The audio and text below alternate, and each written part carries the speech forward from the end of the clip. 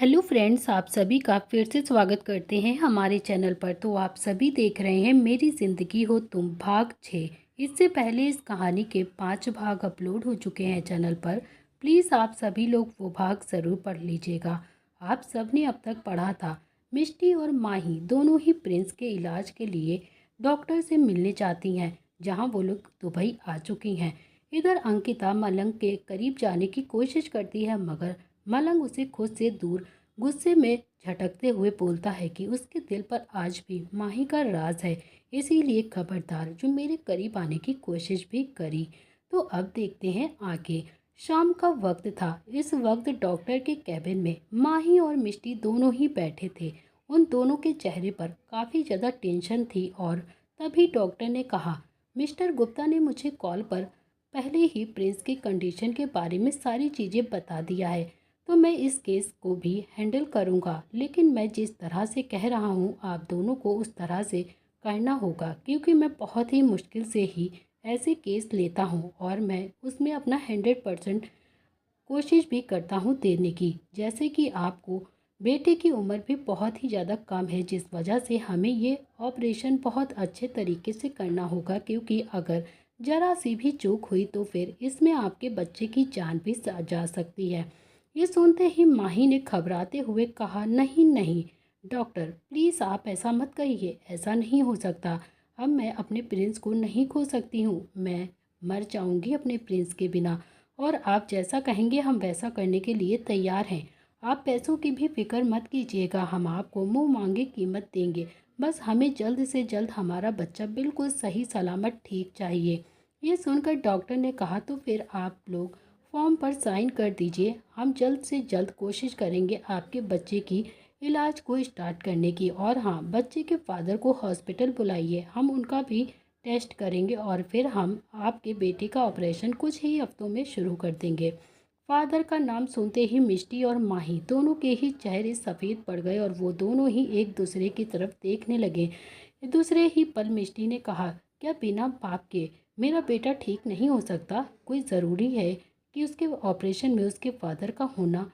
तभी ये बात सुनकर डॉक्टर ने हैरानी से मिष्टी की तरफ देखते हुए कहा, मिस मिष्टी, ये आप क्या कह रही हैं? मैंने आपको पहले ही बताया था कि इनफैक्ट डॉक्टर गुप्ता ने भी आपको बताया था कि बोन मैरो इशूज में फादर के इम्पोर्टेंस बहुत ही ज़्यादा होती है। बिना उनके आपके बच्चे बिल्कुल भी ठीक नहीं हो सकते हैं। माही और मिष्टी दोनों का ही चेहरा सफ़ेद पड़ गया था और दोनों एक दूसरे को देखने लगी। तभी मिष्टी ने घबराते हुए कहा, माही, अब हम क्या करेंगे? अब तो मुझे कुछ समझ में भी नहीं आ रहा। तुमने देखा ना कि डॉक्टर ने क्या कहा है? मुझे बहुत ही ज़्यादा डर लग रहा है। अब हमारे पास कोई दूसरा ऑप्शन भी नहीं है। इसके जवाब में माही ने भी कुछ सोच कर कहा, दी, आप तो ऐसा लग रहा है कि हमारे पास कोई दूसरा ऑप्शन नहीं है और अब हम कर भी क्या सकते हैं? अब हमें शायद उसके बारे में सोचना ही चाहिए। लेकिन तभी मिष्टी अपनी जगह से उठते हुए गुस्से के साथ माही की तरफ देखकर बोली, लेकिन ऐसा नहीं हो सकता। तुम्हें पता है ना, अगर गलती से भी मिस्टर अग्निहोत्री को प्रिंस के बारे में पता चला तो फिर वो क्या करेंगे? मुझे यकीन है कि वो मेरे बेटे को मुझ तक नहीं पहुंचने देंगे, मेरे तक नहीं रहने देंगे और वो मुझे उससे दूर कर देंगे। पहले ही मेरे छोड़ के जाने की वजह से वो मुझसे बहुत ही ज़्यादा नाराज़ होंगे और तो और वो तो अब शायद मुझसे और भी ज़्यादा नफरत करने लगे होंगे। और जब उन्हें ये पता चलेगा कि मैंने उनसे 5 सालों तक उनके बेटे का सच छुपाया हुआ है, तब तो वो मुझे जिंदा ही नहीं छोड़ेंगे, मुझे मार डालेंगे। माही, प्लीज़ तुम कुछ और, ये सही नहीं है। मिष्टी को इतना ज़्यादा घबराया हुआ देखकर माही अपनी जगह से उठी और उसने माही को कंधे से पकड़ते हुए बोला, दी, सबसे पहले तो आप शांत हो जाइए। आप इतना ज़्यादा डर क्यों रही हैं उस अतुल अग्निहोत्री से? कोई शेर नहीं है वो जो आपको देखकर ही तुरंत खा जाएगा। समझी, आपको डरने की बिल्कुल ज़रूरत नहीं है। आप उसे छोड़ कर गई थी, इसमें आपकी कोई गलती नहीं है, बल्कि सिचुएशन ही कुछ ऐसी थी जो उसकी गलती थी। और सबसे बड़ी गलती तो खुद अतुल अग्निहोत्री की थी। आप अच्छे से जानती हैं कि आपने उसे क्यों छोड़ा था, उस वक्त ये फैसला आपने क्यों लिया था। अगर उसकी मेडिकल हेल्थ में हेल्प नहीं करेंगे ना, तब तक हम प्रिंस को नहीं बचा पाएंगे। वो ठीक नहीं हो पाएगा और हमारे पास सिर्फ 1 महीना ही है। अगर इस 1 महीने में प्रिंस पूरी तरह से ठीक नहीं हुआ ना, तो फिर हम प्रिंस को खो देंगे दी। तभी मिष्टी की आंखों से आंसू आने लगे। वो माही के सीने से लग गई और बोली, माही, मुझे कुछ भी समझ में नहीं आ रहा है। मैं क्या करूं? मैं क्या करूं? मैं तो पूरी तरह से फंस चुकी हूं। मैं अपने बच्चे को खो नहीं सकती हूं और मिस्टर अतुल अग्निहोत्री को तो इसके बारे में पता भी नहीं सकती हूँ। मैं क्या करूँ? मेरी सिचुएशन ही इस वक्त ऐसी है कि मैं कुछ चाहकर भी नहीं कर सकती। आगे कुआं है और पीछे खाई, बीच में सिर्फ मैं रह गई हूँ। मैं तो पूरी तरह से अब फंस चुकी हूँ। समझ में नहीं आ रहा है कि आगे जाऊँ या पीछे जाऊँ। माही भी अब कुछ सोच में पड़ गई थी। तभी वो बोलती है कि एक काम करते हैं दी, पहले हम घर चलते हैं, क्योंकि अब रात भी काफ़ी ज़्यादा हो चुकी है और फिर प्रिंस भी शायद सोकर उठ गया होगा। हमें उसे पहले संभालना पड़ेगा और फिर हम घर चलकर इसके बारे में अच्छे से बात करेंगे, क्योंकि यहाँ पर माहौल नहीं है बात करने का। तभी डॉक्टर ने भी हमें 1 हफ्ते का भी टाइम दिया है। 1 हफ्ते के अंदर अंदर हम अच्छे से सब कुछ पता लगाएंगे, उसके बाद हम आगे कोई बात करेंगे। ये सुनकर मिष्टी ने भी अपना सिर हाँ में हिला दिया और गहरी सांस लेकर फिर माही के साथ वहाँ से निकल गई। मगर मिष्टी को काफ़ी ज़्यादा डर लग रहा था अतुल अग्निहोत्री के सामने आने से, क्योंकि वो सच जो उसने छुपाया हुआ था अब वो उसके सामने आने वाला था। इधर दूसरी तरफ स्कूल के बाहर एक लग्जरी कार आकर रुकी।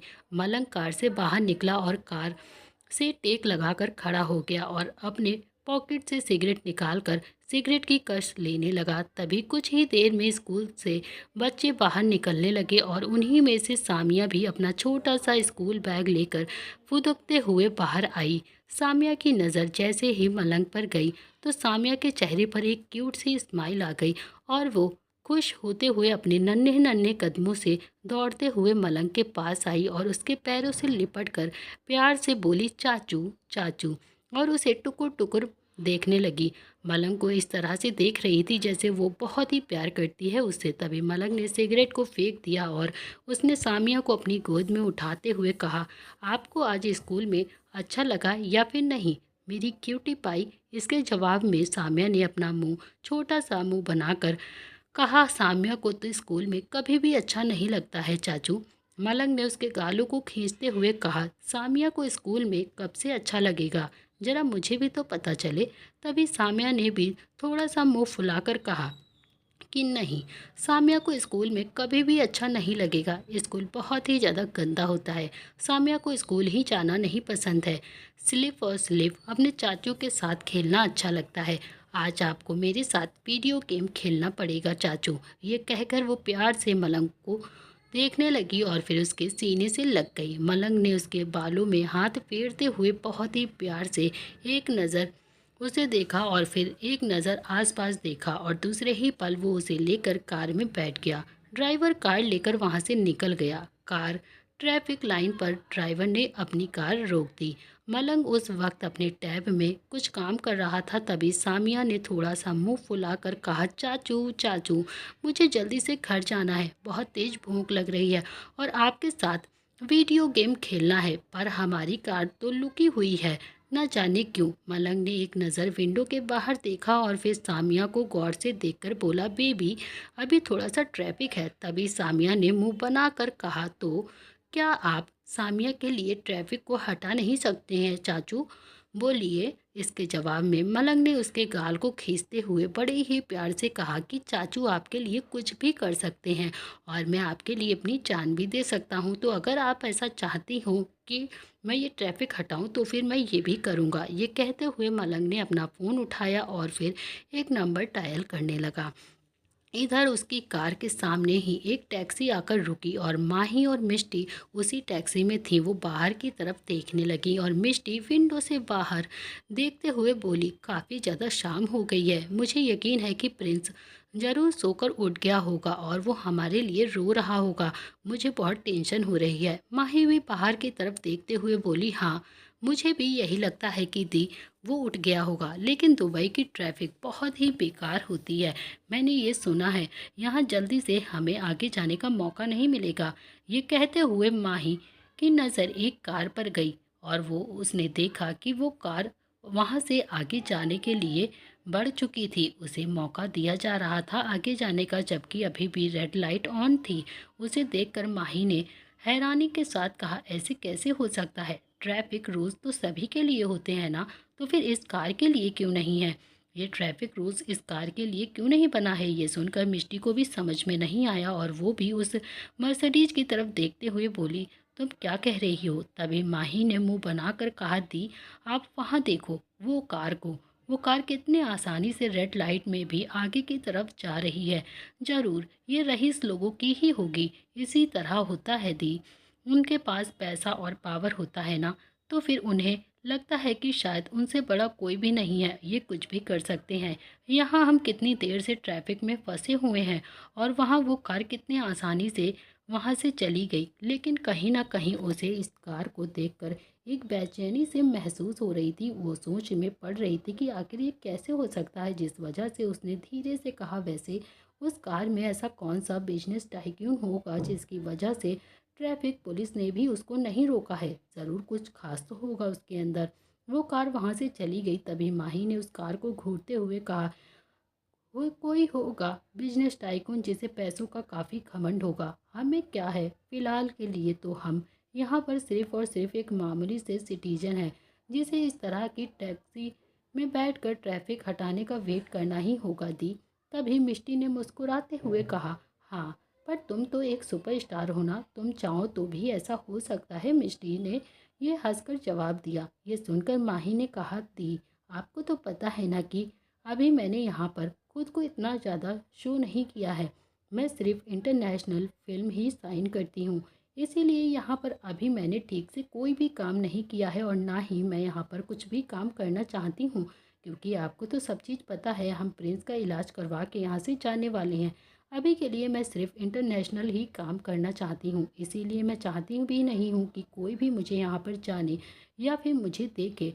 बाकी जो मेरे रियल लॉयल फैंस होंगे वो तो मुझे देखकर ही खुद पहचान जाएंगे, मुझे बताने की ज़रूरत नहीं पड़ेगी उन्हें। ये सुनकर मिष्टी मुस्कुरा दी और फिर तभी रेड लाइट भी ग्रीन में बदल गई और फिर उनकी टैक्सी भी वहाँ से निकल गई।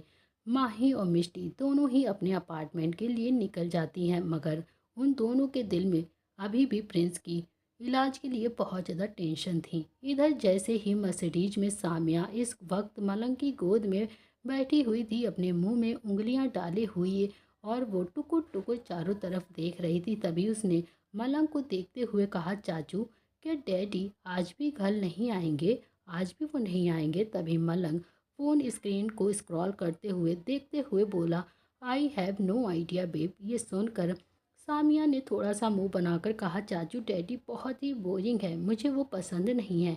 ये सुनकर मलंग की बहुएं तन गईं और वो सामिया को घूरते हुए बोला, वो तुम्हारे डैडी हैं बेटा, उनके बारे में तुम ऐसा कैसे बोल सकती हो?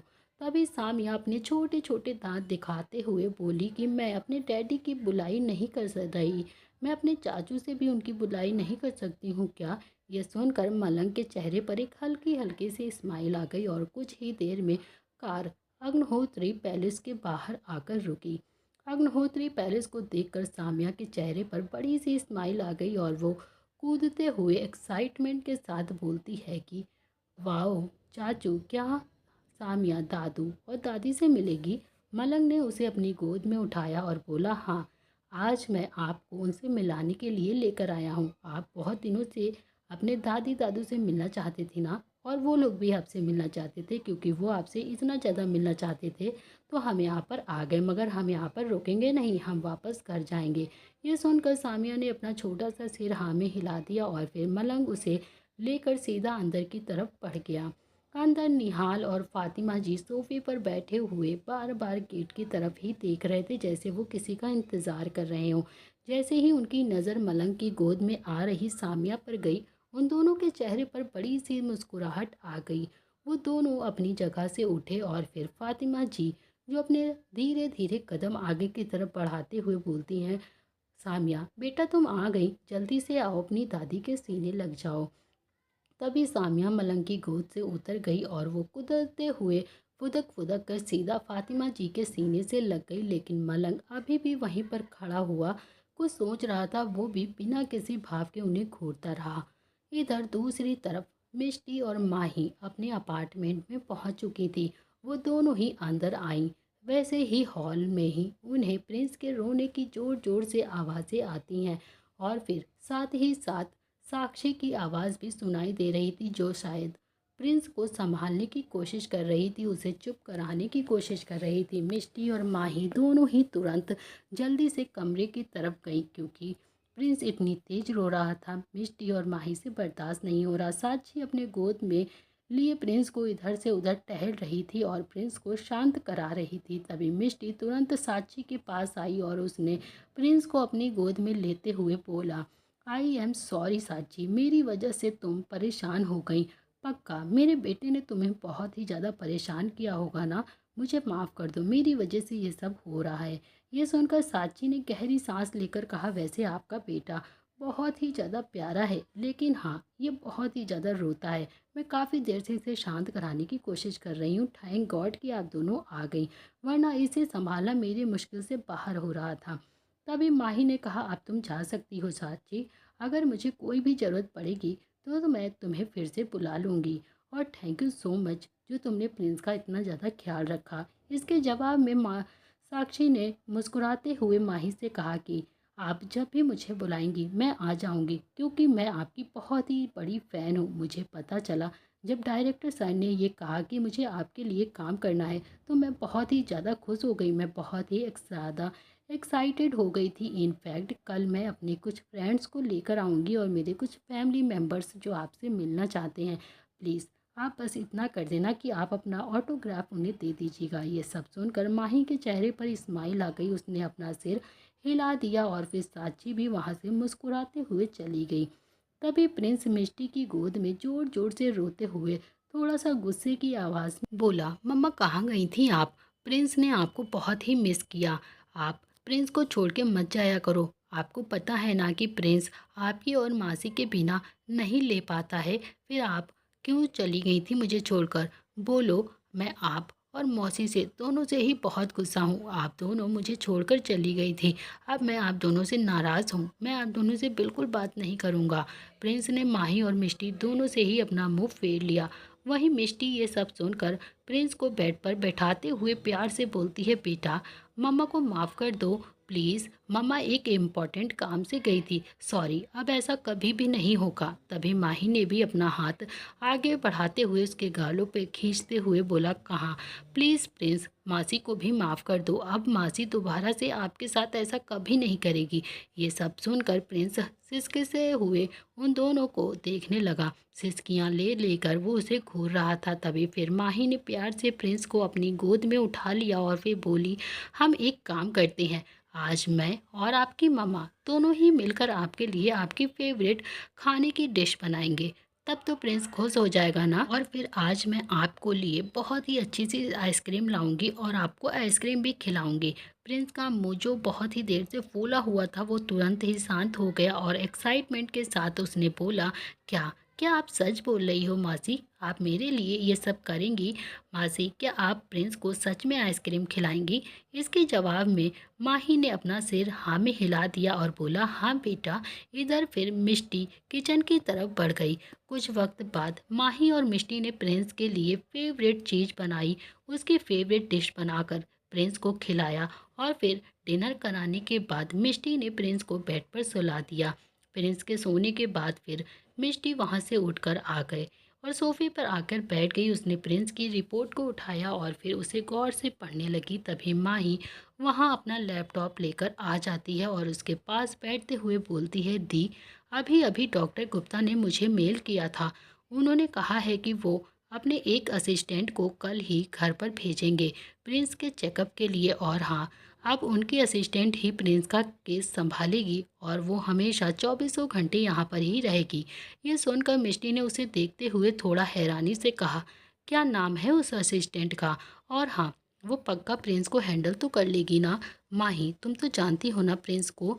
इसके जवाब में माही ने कहा, हाँ दी, डॉक्टर गुप्ता ने कहा है कि वो अभी इंटर्नशिप पर काम कर रही है, लेकिन वो काम ज़्यादा इंटेलिजेंट से करती है और वो काफ़ी ज़्यादा इंटेलिजेंट है, काफ़ी हार्ड वर्किंग भी है और अभी अभी उसे पैसों की थोड़ा सा ज़रूरत भी है, इसीलिए वो ओवर टाइम काम कर रही है। और उसने भरोसा दिलाया है कि वो प्रिंस का बहुत अच्छे से ख्याल रखेगी, कोई भी कमी नहीं आएगी प्रिंस के इलाज में, इसीलिए आप फिक्र मत कीजिए, कल हम उसका काम देखेंगे और अगर उसने अच्छे से अपना काम किया, उसका काम अच्छा रहा, तो हम उसे अपने प्रिंस के देखभाल के लिए रख लेंगे, क्योंकि मिस्टर गुप्ता अच्छा ही असिस्टेंट भेजेंगे। ये सुनकर मिष्टी ने अपना सिर हाँ में हिला दिया, लेकिन फिर से वो उदास हो गई। तभी माही ने अपना लैपटॉप बंद किया और मिष्टी के हाथ को पकड़ते हुए बोला, दी मैंने डिसाइड कर लिया है। ये सुनकर मिष्टी ने थोड़ा सा नासमझी के साथ और थोड़ा हैरान होते हुए उससे पूछा, क्या डिसाइड किया है तुमने? इसके जवाब में माही ने गहरी सांस लेकर कहा, मैंने डिसाइड किया है कि सबसे पहले हम अतुल अग्निहोत्री के बारे में पता लगाएंगे। हम सबसे पहले यह पता लगाएंगे कि आखिर इन 5 सालों में अतुल अग्निहोत्री की ज़िंदगी में क्या क्या हुआ है और किस तरह से उसकी ज़िंदगी चल रही है, इस वक्त उसका बिहेवियर कैसा है। और जब हमें इसके बारे में अच्छे से हर चीज़ पता चल जाएगा, तब हम उसे अप्रोच करेंगे प्रिंस के लिए। जैसे ही मिष्टी ने माही की ये बात सुना, वो शौक रह गई और जैसे उसके कदमों के तले जमीन निकल गई हो। फिर दूसरे ही पल उसने गुस्से से माही के हाथ को अपने हाथ से छुटाते हुए झटकते हुए बोला, माही क्या तुम पागल हो गई हो? तुम्हें पता भी है कि तुम क्या कह रही हो? तुम्हारे दिमाग तो ठीक है ना? माही वापस से मिष्टी के हाथ को पकड़ते हुए बोली, दी मुझे पता है कि मैं क्या कह रही हूँ, मैं अपने पूरे होशो हवास में हूँ और अच्छा ही बोल रही हूँ, क्योंकि सच माने तो इस वक्त हमारे पास कोई दूसरा रास्ता नहीं है। तभी मिष्टी ने गुस्से के साथ कहा, पर मैं उस इंसान की परछाई भी अपने प्रिंस पर नहीं पड़ने दूंगी, क्योंकि मैं नहीं चाहती हूँ कि वो इंसान हमारे प्रिंस के पास आए। मुझे नफरत है उस इंसान से। माही ने सुनकर कुछ सेकंडों तक तो चुप रही, फिर बोली, मुझे ये भी पता है कि आप अतुल अग्निहोत्री से बेइंतहा मोहब्बत करती थी, मगर आप उससे बेइंतहा नफरत करती हो। लेकिन इस वक्त हमें प्रिंस की जान बचानी है, दी, और आपको अच्छे से पता है कि प्रिंस की जान अतुल ही बचा सकता है, उसके अलावा और कोई रास्ता नहीं है, क्योंकि प्रिंस उसका ही बेटा है और बिना उसकी मदद के हम कुछ भी नहीं कर सकते हैं। आखिर आप कैसे ये भूल जाती हैं? इसीलिए मेरी बात माने तो सबसे पहले मुझे पता करने दीजिए कि इस वक्त अतुल अग्निहोत्री की ज़िंदगी में क्या चल रहा है। यह सुनकर मिष्टी ने नाराज़गी के साथ और थोड़ा गुस्से के साथ कहा, तुम्हें क्या लगता है कि वो इंसान, वो अतुल अग्निहोत्री मेरी याद में बैठा होगा? बल्कि उस इंसान ने तो शादी करके अपनी दुनिया बसा ली होगी किसी और लड़की के साथ। जहाँ तक है कि उसकी बीवी बच्चे भी होंगे, वो किसी दूसरी लड़की के साथ खुश भी होगा। यह सुनकर माही ध्यान से मिष्टी को देखते हुए बोली, क्या आपको ये बात जानकर अच्छा नहीं लग रहा है, दी, कि मिस्टर अतुल ने अपनी दुनिया बसा ली होगी, मिस्टर अग्निहोत्री ने अपने बीवी बच्चे के साथ खुश रह रहा होगा? ये सुनकर मिष्टी ने गुस्से से कहा, भला मुझे क्यों अच्छा नहीं लगेगा? वो उसकी लाइफ है, वो कुछ भी करे, मुझे उससे क्या है? और हाँ, वो कुछ भी करे, मुझे कोई फ़र्क नहीं पड़ता, ये मेरी ज़िंदगी है और मैं अपनी ज़िंदगी में चाहे जो करूँ। तभी माही ने कहा, तो फिर आपने आज तक अपनी ज़िंदगी में किसी दूसरे लड़के को आने क्यों नहीं दिया? क्यों आपने अभी तक शादी नहीं करी? क्यों, अगर आपको अतुल अग्निहोत्री से नफरत हो तो क्यों आज भी आप उसके इंतज़ार में हैं? कितने सारे अच्छे अच्छे बिजनेस टाइकून ने आपको अप्रोच किया था, लेकिन आपने हमेशा सबको रिजेक्ट कर दिया और प्रिंस के साथ अकेली ज़िंदगी बिताई। क्यों? आखिर क्यों आपने ऐसा किया? आप आज भी अतुल से प्यार करती हैं, दी, आप माने या ना माने। जैसे ही माही ने यह कहा, मिष्टी गुस्से के साथ बोली, माही ऐसा कुछ भी नहीं है और बंद करो ये बकवास, मैं उस इंसान से कभी प्यार नहीं कर सकती। तुम्हें पता है ना उस इंसान ने क्या किया था सालों पहले? मैं नफरत करती हूँ उस इंसान से, मैं कभी उससे प्यार नहीं कर सकती। हमारे बीच अब तो कभी भी प्यार हो ही नहीं सकता। और जहाँ बात रही हमारे बेटे की जान बचाने की, तो हम कोई और दूसरा रास्ता ढूंढ ही लेंगे। ये कहकर मिष्टी वहाँ से जाने को हुई, तभी लेकिन फिर भी माही ने कहा, दी, अगर आप उस इंसान से प्यार नहीं करती हैं तो आपको इस तरह से डर क्यों रही हो? आपको इस तरह से डरने की कोई ज़रूरत नहीं है, आपको डरना भी नहीं चाहिए था अगर आप उससे प्यार नहीं करती हैं, बल्कि आपको तो खुलकर उसके सामने जाना चाहिए। अपने बेटे के हक के लिए आपको लड़ाई करनी चाहिए उससे, क्योंकि अगर आपका उससे कोई मतलब ही नहीं है, क्योंकि दुनिया का कोई भी इंसान प्रिंस को नहीं बचा सकता है सिवाय अतुल अग्निहोत्री के। ये सुनकर मिष्टी के कदम वहीं पर रुक गए और उसकी आंखों से आंसू आ गए। मिष्टी को समझ में नहीं आ रहा था कि आखिर वो माही को क्या जवाब दे। उसने एक नज़र बेड पर सो रहे प्रिंस को देखा और वापस माही की तरफ मुड़कर बोली, क्या करूं मैं? क्या कोई दूसरा रास्ता नहीं है वाकई में प्रिंस को बचाने का? तभी माही ने उदासी के साथ कहा, नहीं दी, हमारे पास और कोई दूसरा रास्ता नहीं है, सिर्फ यही एक रास्ता है। प्लीज़ प्लीज़ मेरी बात को समझने की कोशिश कीजिए। आपको उससे डरने की ज़रूरत नहीं है। आपको अतुल अग्निहोत्री के पास जाने के लिए मैं नहीं कह रही हूँ और ना ही मैं उससे मतलब रखने के लिए कह रही हूँ आपको। आप हमेशा उससे दूर रहिए। मैं तो बस ये कह रही हूँ कि हम पहले अतुल अग्निहोत्री की ज़िंदगी के बारे में पता लगाएंगे और फिर उसके बाद हम उसे इनडायरेक्ट अप्रोच करेंगे और फिर धीरे धीरे करके हम प्रिंस की सच्चाई भी उसे बता देंगे। उसे लगता है कि शायद ऐसा करने से हमारा प्रिंस बच जाएगा। मुझे लगता है कि जब उसे प्रिंस के बारे में पता चलेगा तो उसके अंदर इतनी तो इंसानियत होगी ही कि वो अपने बेटे के लिए हमारे ऑपरेशन में मदद करने के लिए तैयार हो जाएगा, हमारी मदद करेगा। तभी मिष्टी ने माही की तरफ गुस्से से देखते हुए कहा कि उस इंसान के पास दिल नहीं है और उस इंसान का दिल जो है वो पत्थर का है। वो इंसान कभी भी इंसानियत नहीं दिखा सकता, कभी मेरी मदद नहीं करेगा। इनफैक्ट जब उसे पता चलेगा कि प्रिंस उसका बेटा है तो वो मुझे उससे दूर कर देगा।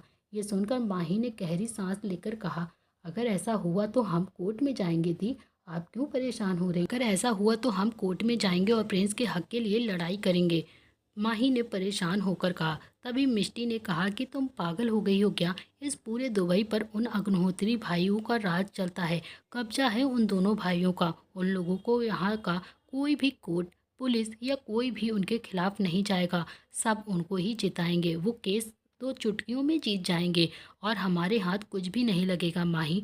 तभी माही ने थोड़ा गुस्से के साथ कहा, बस बस बहुत हो गया, अब मैं और ये सब कुछ नहीं सुन सकती हूँ। अब मैं वही करूँगी जिससे हमारे प्रिंस की जान बचेगी। दी, आपको बस डरने की ज़रूरत नहीं है और मैं अतुल अग्निहोत्री के बारे में पता लगा कर ही रहूँगी कि आखिर उसकी ज़िंदगी में अभी क्या चल रहा है। आप फिक्र मत कीजिए, मैं आपसे प्रॉमिस करती हूँ कि प्रिंस को हमसे कोई भी छीन नहीं सकता है। तभी मिष्टी ने कहा, मैं तुम पर यकीन कर रही हूँ, अगर प्रिंस को कुछ भी हुआ ना तो और या फिर उसने प्रिंस को मुझसे दूर किया तो तुम सोच लेना, मैं कभी भी तुमसे कोई रिश्ता नहीं रखूँगी। ये कहकर मिष्टी वहाँ से चली गई। तो वहीं माही ये सुनकर खुद से बोली, मुझे पता है कि ये सब बहुत ही ज़्यादा मुश्किल भरा होने वाला है दी, मुझे काफ़ी ज़्यादा डर लग रहा है क्योंकि मैं भी जानती हूँ अतुल अग्निहोत्री को, लेकिन मुझे ये करना ही होगा। ये कहते कहते उसने लैपटॉप उठाया और लैपटॉप पर कुछ टाइप करके सर्च करने लगी। इधर पैलेस में डाइनिंग एरिया में फातिमा और निहाल अपने अपने चेयर पर बैठे हुए थे और इस वक्त मलंग की गोद में सामिया थी और सभी वहां बैठकर डिनर कर रहे थे। तभी निहाल मलंग को देखकर थोड़ा हिचकिचाते हुए बोला, बेटा क्या तुम आज रात यहाँ पर नहीं रुक सकते? मलंग ने अपने हाथों को टिश्यू से साफ किया और फिर बिना किसी भाव के थोड़ा गुस्से के लहजे में बोला, मैं यहाँ सिर्फ आपको सामिया से मिलाने के लिए आया था, इससे ज़्यादा मुझसे कोई भी उम्मीद मत रखिएगा आप। तभी फातिमा जी ने थोड़ा उदासी के साथ कहा, हम कितने ज़्यादा बदनसीब हैं बेटा, हमारा पोता है, दो दो पोते हैं और हमारी पर पोती भी है, लेकिन हम चाहकर भी उसे हर रोज़ नहीं देख सकते, हर रोज़ नहीं मिल सकते। कितने बुरे बदनसीब हैं हम। ये सुनकर सामिया ने थोड़ा टुकुर टुकुर मलंग को देखा और फिर प्यार से बोली, दादी मैं यहाँ पर रुकना तो चाहती हूँ पर चाचू और डैडी मुझे यहाँ पर रुकने ही नहीं देंगे। तभी मलंग ने उसे अपनी गोद में उठाते हुए बोला, आप दोनों हमारे बंगले पर आ सकते हैं, जब भी आपको सामिया से मिलने का मन हो तो आप दोनों ही आ सकते हैं, क्योंकि ये बंगला आपका है और आपके बेटे का है, ना कि हमारा है। ये कहकर वो वहाँ से बाहर की तरफ जाने लगा, लेकिन तभी निहाल जी ने कहा, पर मेरा बेटा तुम्हारा बाप है। ये सुनकर मलंग के कदम अचानक से रुक गए और फिर दूसरे ही पल उसने थोड़ा गुस्से के साथ कहा, नहीं वो हमारे बाप थे, हमारे बाप है नहीं, सालों पहले ही वो हमारे लिए मर चुके हैं, मेरा उनसे अब कोई भी लेना देना नहीं है, तो आप प्लीज़ कभी भी उनको मेरे नाम से जोड़ने की कोशिश मत करिएगा। इसी के साथ वो गुस्से से वहाँ से सामिया को लेकर निकल गया। वहीं निहाल और फातिमा जी दोनों ही बस उसकी बात सुनते ही रह गए और एक दूसरे की शक्ल देखने लगे। आखिर क्यों अतुल और मलंग दोनों ही अपने पिता से नफरत करते हैं, उनका नाम भी सुनने के लिए तैयार नहीं है। क्या मिष्टी और माही का आमना सामना होगा अतुल और मलंग से? और जब इन दोनों का आमना सामना होगा तो क्या होगा? क्या इन लोगों की लव स्टोरी बनेगी या फिर दोनों के बीच टेंशन होने वाला है? ये सब देखने के लिए आपको देखना पड़ेगा इस कहानी को पूरा। तो दोस्तों, इसी के साथ इस कहानी का ये अध्याय हम यहाँ पर समाप्त कर रहे हैं।